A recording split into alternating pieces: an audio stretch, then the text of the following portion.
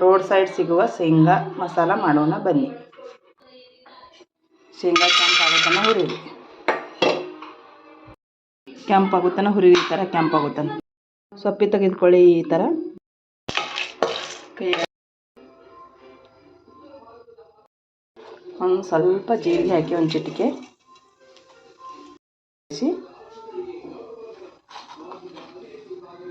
ಶೇಂಗಾ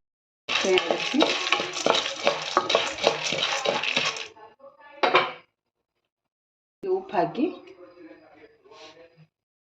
ಒಂದು ಚಿಟಿಕೆ ಖಾರ, ಒಂದು ಸ್ವಲ್ಪ ನಿಂಬೆಹಣ್ಣು ಹಿಂಡಿ ರುಚಿಗೆ,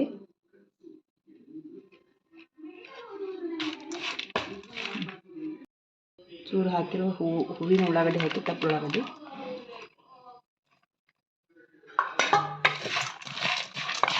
ಮಕ್ಕಳಿಗೆ ತುಂಬ ರುಚಿಯಾಗಿರುತ್ತೆ, ತುಂಬ ಟೇಸ್ಟ್ ಕೊಡುತ್ತೆ. ಸಲ ಮಾಡಿ ಮಕ್ಕಳಿಗೆ ಮಾಡಿಕೊಡಿ.